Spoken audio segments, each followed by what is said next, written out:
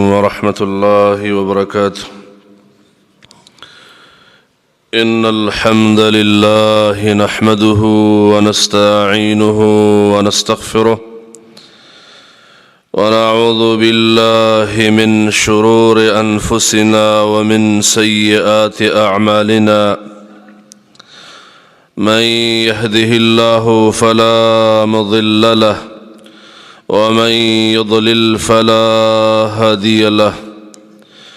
واشهد ان لا اله الا الله وحده لا شريك له، واشهد ان محمدا عبده ورسوله.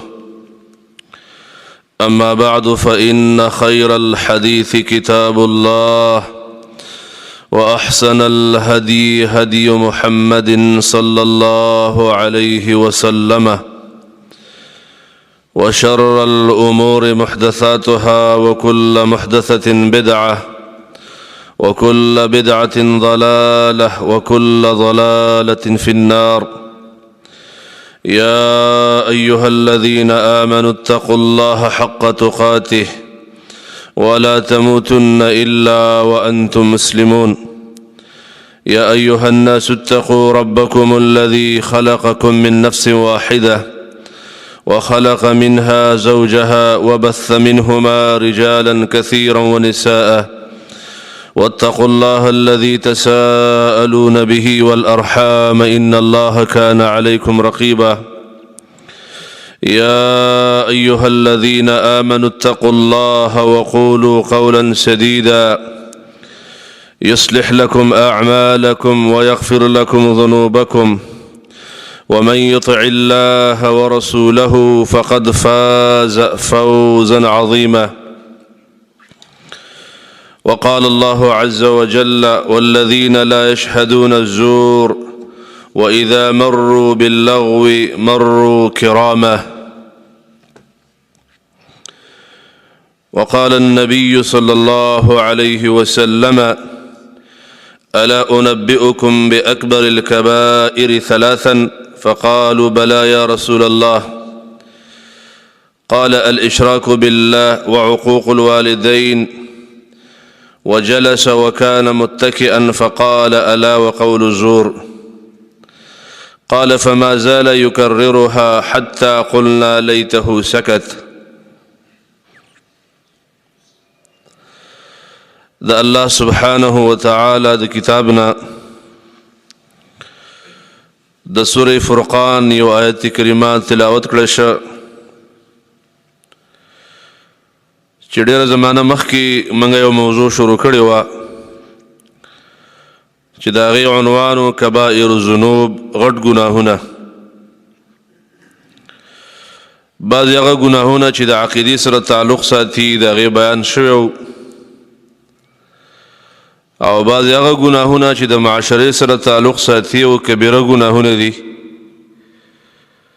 او د کبیره تعریف من کړی و، د هغې حکم هم بیان کړی و. هغه ګناهونه چې د هغې دپاره د توبې ضرورت دي، د توبې نه بغیر الله نه معاف کوي. د الله سنت او اصول داسې دي، کله داسې اتفاقي د الله رحم او فضل ډېر زیات او واسع دی، او د انسان اخلاص ته او توجه ته الله وګوري، نو بغیر د توبې نه کله معاف کی. لیکن عام د الله سبحانه وتعالی عادت او د الله سنت داسې ذکر دی قرآن سنت کی چې کبیره ګناهونه الله په توبې سره معاف کوي. هر ځای کې چې الله د کبیرې تذکره کوي نو وروسته سره دا خبره کوي: الا الذین تابوا، چې توبه یې ویستله نو دا ګناه زه ورته معاف کومه. په هغه ګناهونو کې یوه ګناه چې نن موږ بیانوو هغې ته شهادت الزور وایي. د مسلمانانو په معاشره کې د دروغو ګوایانې، د مسلمان خلاف د دروغو ګواه پیدا کول، د پیسو ګواهان پیدا کول، د دروغو قسمونه خوراک، په خپل مال باندې قسم خوراک، د چا په جایداد او په پوله پټي باندې قسم، او د مسلمانانو په منځ کې د دې خبرې ترویج او اشاعت کول چې خلک هر ځای کې دروغجن ګواهان پیدا کړي دا دروغ معاملات په مسلمانانو کې عام شي. مسلمانان ورونو په ګناهونو کبیرو کې دا هم کبیره ګناه ده چې داغه ګناه ده چې ټوله معاشره نیکان بدان عوام مالدار غربا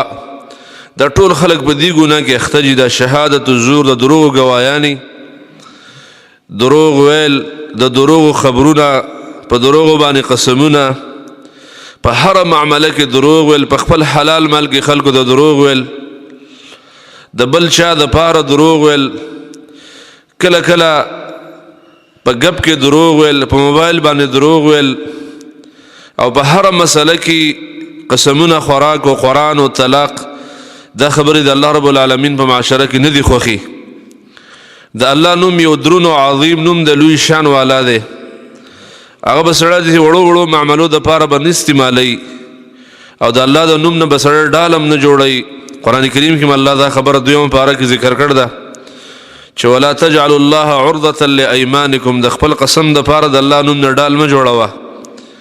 چې هر ځای کې ته ورانې کوې او د الله نوم د قسم په طور باندې استعمالوې د خپل بچاو دپاره د الله بغاوت وکړي او د الله رب العالمین د حق پیمالي وکړي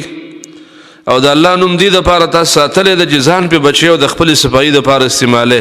په دې الله غصه کېږي په دې باندې الله قهر او غضب په جوش کې راځي. نو سورة فرقان کې الله د مؤمنانو صفات بیانوي تقریبا 9 صفتونه دا د ایمان والو بیان شوي ډېر ښه صفتونه پکې دي. یو صفت پکې دا دی والذین لا یشهدون الزور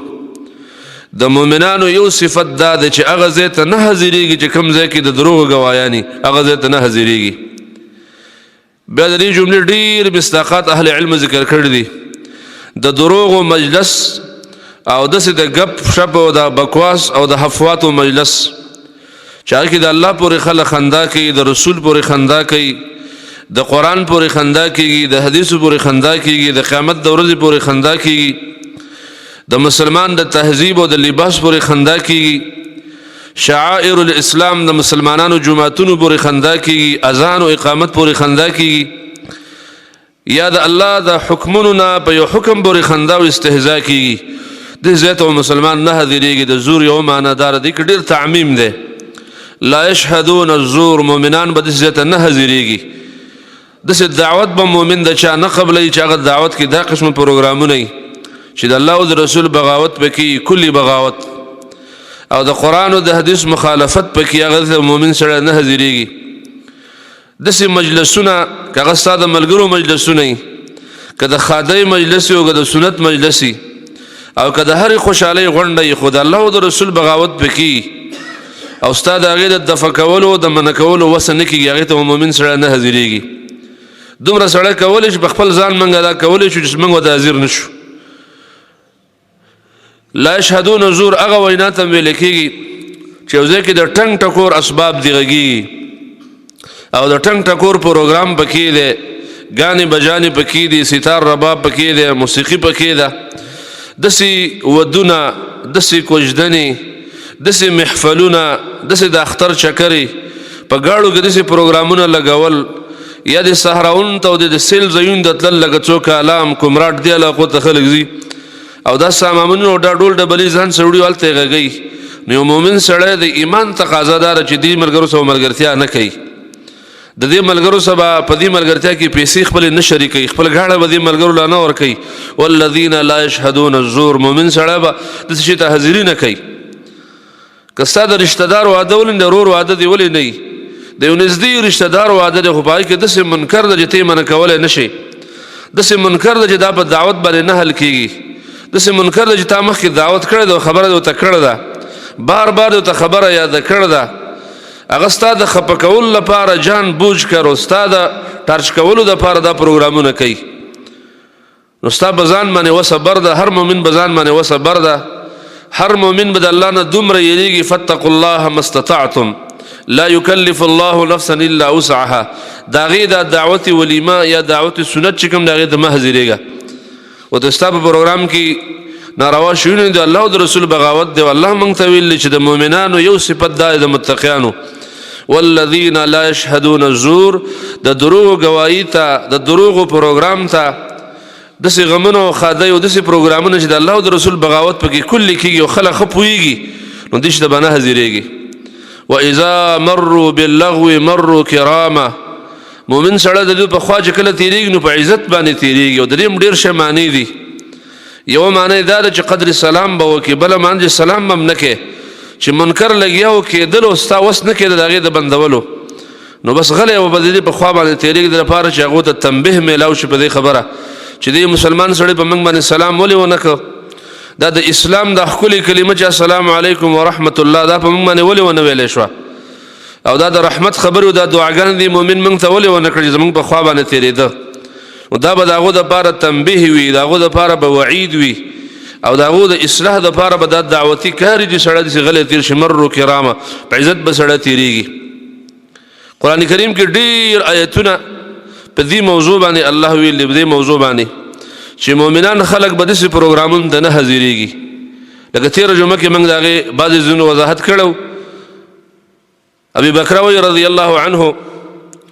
و د الله رسول یو ځل موږ ته وفرمایل الا انبئکم باکبر الکبائر و تاسو ته په غټو ګناهونو کې غټ ګناهونه در ونه ښیم. اکبر الکبائر تاسو پوهېږئ په غټو کې غټ ګناهونه په وړو کې غټ ګناهونه نه په غټو ګناهونو کې چې غټ ګناهونه دي دا در ونه ښیم او دا خبره موږ ته 3 کرته وکړه د الله رسول علیه الصلاة والتسلیمات. و موږ ورته بلا یا رسول الله ولې نه دا راوښیه موږ ته غټ ګناهونه راوښیه موږ ته چې په معاشره کې هغه ګناهونه چې هغه اکبر الکبائر دي په غټو کې غټ ګناهونه دي او د هغې دپاره به په صدق سړی توبه وباسي الله ته به سړی رجوع کوي توبه طایب کېږي به په خپل ګناه به سړی جاړي نادم به پښیمانه به. نو نبي علیه السلام راته وفرمایل الاشراک بالله چې دې تشریح موږ کړې وه په اوله کبیره کې چې د الله سره شریک جوړول د الله سره برخې والا جوړول که دا انسان دی او که حیوان دی که دا توغ دی او که بت دی او که دا قبر دی او که جنډه ده او که دا لیډر دی او که هر څوک د مذهبي لیډر دی او که سیاسي لیډر دی خو د الله سره شریکول په قانون کې په علم کې په قدرت کې په علم د غیب کې په تصرفاتو کې په دې کارونو په تدبیر کې د الله سره شریکول دا د اکبر الکبائر ده په غټو ګناهونو کې د ټول نه غټه ګناه ده چې د دې ګناه سره د انسان ایمان په خطره کې پرېوځي.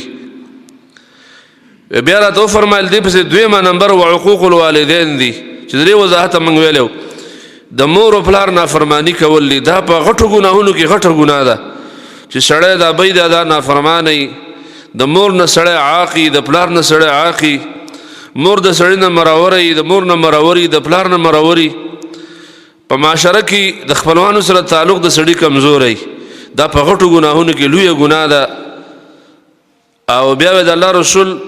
مخکې تکیه لګولې وه د کعبې دیوال ته وجلس وکان متکئا مخکې ناستو تکیه لګولې نو بیا کېناست نه غوسه شه او بیا وفرمایل الا وقول زور الا وقول زور الا وقول زور خبردار د دروغو گواهی د دروغو بناوټي گواهی بناوټي قسمونه په پیسو باندې خلکو له قسم خوراک چې مال یو 100,000 روپۍ راکړه زه به ستا د ځمکې ته دعوه وکړم زه به قسم وکړم پلانی سړی دعوه کړي زه به له قرآن وکړم هغه د دعوه کړي طلاق به له زه وکړم نو دا خبره وی بار بار داسې ویله وی دومره بار بار ویله فما زال یکررها حتی قلنا لیته سکته وی بار بار داسې ویله چې موږ یې تنګ کړو نو موږ ارمان دی که د الله رسول په دې خبره اوس چپ شوی وی او غلی شوی دا به ډېره ښه وی وی دا خبره بار بار مکروله چې ګوره الا وقول زور د دروغو ګواهي چې دا ډېره ناکاره ګناه ده. دا مخکې ګناهونه چې دي دا یو ځل ذکر کړل او دا قول زور خبره دی کې تکرار وکړه بار بار ذکر کوله تر دې چې صحابه ویل چې موږ ارمان وکړو چې اوس چپ شوی نو ډېره ښه وه ځکه دا د دروغو ګواهي په دې طریقه پردي مالونه حاصلول پردي بریدونه ځان ته روغول پردي کوټې او لارې او سړکونه ځان ته روغول پردي لښتي او بوټي ځان ته روغول یا په دې سمجوته کول چې ته پې دعوه وکړو زه به دله قسم وکړم او یا د قسم دپاره په پیسو خلک کتل چې دا خبره په دې وطن کې عامه ده چې خلک د پیسو ګواهان دي په داسې ټټوان شان خلک پیدا شوي دي چې هغه یو ګروپ دی ګرځي په دې طریقه باندې چې بل سړی دعوه کوي هغه زه به دله تاڼه کې قسم وکړم او زل قسم خوراک او طلاق هم دلا چې قرآن هم دلا خورمه ته مال 100 روپۍ راکړه زه دا ټول کارونه کوم داسې بدبخت خلک په دنیا کې شته د الله نبی فرمایي الا وقول زور خبردار د دروغ شهادت د دروغ گواهی او په دروغ باندې پردې مال حاصلول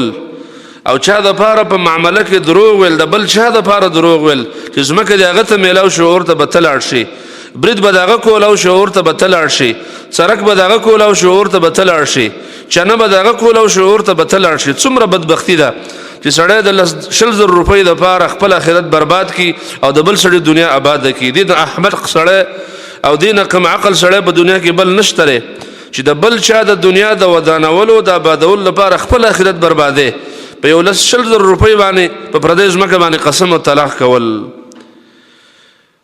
زمونږ دا خبره په معاشره کې ډیره زیاته ده د منګای دور چې کله شروع شو د مسلمانانو یو بل په ګریوانونو کې ګوتې واچولې یو مسلمان د بل مسلمان په قتل باندې اړه نه کوي مسلمان و چې د ورور وینه د توی شي خو ماته د ازمکه میلاو شي دا ورور مې د بیخ نه وځي او د نوم او پته د ورکه شي خو ماته زما بچو ته د میلاو شي دا ورورونه کې اطمینان دي هر څه دي دا د دې نه د ازمکه د مخ نه ورک شي خو زما بچو ته د شی میلاو شي تقریبا نن حساب د مسلمانانو په معاشره کې بدی طریقه باندې شروع ده هر چا په مړی ګوتې خودل او داغه نوینه چوشل او داغه وینه راخکل اگر که په معاشره کې د ډیر فساد او ډیر برایانه په معاشره کې د دنیا پرستی د وجنه راغلي د کورانی جنگونو د وجنه او د جیدات د جنگونو د وجنه عائشه رضی الله عنها زما استاد مور ده اغه له بچکله د زمکو فیصله کله را د زمکو فیصله چې د مان نیول او مات نیول د فیصله بچکله راتلې نو مخکنه به عائشه رضی الله عنها یو نصیحت کاو خپل د شاګردانو د کشرانو ته دا به تویل چې بچو د زمکو په معاملو باندې من خلی خلکو ویل د مسلمانانو مور دا ولي و د سړی د ایمان د زوال لپاره لوی خطرناکه مسله ده چې مسلمانان د زمکو په مسلو باندې یو بل سنختی د زمکو معاملات د سې دي او د زمکو گوايان د سې دي او د زمکو د کوټو د سرکونو لانجې د سې دي او هغه لانجې چې برنه حقي چې برنه خلک تنګولي دا د سړي ایمان خرابوي دا د سړي دین بربادي دله وته بیا سوچ کې جواب ولا پیدا کړي دروغ جواب پیدا کړي تانه کې به د وکیل څخه خبره کې د جج څخه خبره کې پولیس له رشوت ورکې دا یو ګناه ده دا 100 ګناهونه نور پیدا کوي پولیس سره رابطه کې غلب رشوت ورکې بدمعشانو غونډګان له رشوت ورکې غلط خلک به دیری تر اولي اول به پیسې ورکې چې دا سړی مال پړ کوي مولا له رشوت ورکې دا سړی له پشرت کې پړ کچرته جزئیه د فقې وګورو دا سړی له ملامت کا د غلطو خلکو سره رابطه کې هغه سړی به یری هغه به دباوي نو دا یو ګناه ده او دا شل ګناهونه نور پیدا کوي ځان سره شل ګناهونه ځان سره نور پیدا کوي بلکې سل ګناهونه نور پیدا کوي یو ګناه بل ګناه د سړی راکاږي ځکه عائشه رضی الله عنها وی بچو د زمکو لانجی او د زمکو معاملات په دې کې د یو بل تعفو او درگذر کوي دا د سړی ایمان بربادي صحیح بخاری کې یو روایت ده یو زنانه وا هغه په یو صحابي باندې دعوه وکړه د کوی دعوه په وکړه چې دا کوی زما ده او دا زمکه زما ده سړی هغه سړی ده چې جنتی ټیکټي په جیب کې ده عشره مبشره چې کوم لس کسان دي داغونه دا سړی ده نو نبی صلی الله علیه وسلم عدالت تلاړن دو فرمایل دي صحابي وته په ما باندې دا دعوه کې چې دا زمکه مانی والله او تر دې چې ما دا ایتونه د الله د نبی نه اوریدلې او قرآن کې دا ایتونه ما اوریدلې چې کوم خلک د مسلمانانو زمکه ونیسي کوم خلک د دروغ گواهان کوي او د مسلمانانو گواهان پټي الله پر دې خلکو لعنت کوي الله پر دې خلکو ته ګوري نه الله پر دې سره خبرې نه کوي ولهم عذاب الیم دوله به سخت سزا ور کوي دا ایتونه دي ما اوریدلې او زه دې صاحب زمکه باندې قابض یم بار لګه خزه ونه قلاره ده ته زما بزمکه قابض او د زمکه تاسو مان نه والله دې مسلمان خیره وکړه او د سویل چې یا الله کدا خزه دا کوم خبره چې کوي او د دکلاوی د پاره کوي په دروغ باندې مبا د غصب داوا کوي او د زمکه د نیولو داوا کوي الله د زمکه د دې خزي قبر کا صحیح حدیث کې راغلی دا صحیح بخاری کې د حدیث ده ډیره زمانہ او شاخذ استړنده شو د مسلمان خیره ولګیدلې ازهر په ولګید اخذ وړاندې شبري سلارت لپاره غزمکه کې کویو او کوی ته وګورځیدا ځکه سترګې کار نه کاو ایسبا کوی کې دفن شو چا بیا راوي نستله هغه کوی ولست قبر شبا کوی کې دفن شو دا د الله اولیاء دي چې کله مسلمانان تنګي او ظلم کوي د مسلمانانو سره او کله د مسلمانان په ځمکو باندې تنګې په دکانونو تنګې په مارکیټونو تنګې په چنو په کوڅو باندې مسلمانان تنګې او ځان د لړم او مار جوړ کړی دی هر مسلمان ستانه به د چنګي تنګ دی او هر مسلمان سره هر بیګاله ته شور کې نو بیا به د مسلمانانو خیری د مسلمانانو ازار د مسلمانانو او فریاد بسا خلاف بیا قبلیږي هغه مشهور حدیث تاسو ته معلوم ده د صحیح بخاری کې ده عمر رضی الله عنه سعد رضی الله عنه چې دا د کوفه والی کړه او د عراق دغه زماني والی ال تخلق به بعضی بیزه اعتراضونه کول سعد رضی الله عنه هغه ته خیره کړی وي یو بل سړیو چې هغه د شهرت د پاره پاسېدل او جمعات کې او دا ویلو چې دا سعد رضی الله عنه چې کوم دا فیصله کې عدل نه کوي او دا پردي بچي جهادون لګي او زمون خپل بچي جهاد لنه لګي او دا فلانه کار نه کوي او دا هغه صحابه دي چې دا جنتی ټکټونه په جیب کې دي هغه صحابه دي نو عمر رضی الله عنه په عدالت کې فاسد او په سعد دروغ ویل چې دا سړی په فیصله کې عدل نه کوي او مال غنیمت کې موږ له پوره حصہ نه راکړي پردي بچي جهادون ته راچي ماسکرات او سنگرون ته خپل بچي شاته ساتي دا څلور 15 اعتراضونه صحیح بخاری کې نقل دا په سعد باندې وکړل سعد رضی الله عنه ډیر خپه شو یا الله کدا سړی د فخر او د ریاکاری لپاره پاسېدلی او زما بدنامي کوي او دا خبره په ما کې نشته ده او زما کمزوري الله ته معلومه ده او زما عذر الله ته معلومه ده الله رب العالمین دا سړی په سترګو باندې وړون کې او فتنو ته مخامخ کې دا ډیره درمنه خیره چې الله فتنو ته مخامخ کې هم دغه شان وشو صحابه وي هغه سړی وړون شو او دسي وړون شو چې دا ورځي بره دا باندې چې دا پر سترګو کې کتر اله پرې وتل دسي د بډاوال د وجنه او دسي دیوال سره روانو او چې کله به عام جنکې او پیغلي خدي په لار رواني هغه به سکونډل د جنکو आवाज به شواورت به جنکو به عمله کوله او دا به فرمایل چې ما ته سعد رضی الله عنه خیره رسیدلی زره سعد خیرو والم دا اعلان به کو به کوڅه کې بروانو چې سعد خیرو والم دیو جن هغه ته الله دې فتنو ته مخامخ کا فتنو دا ډیر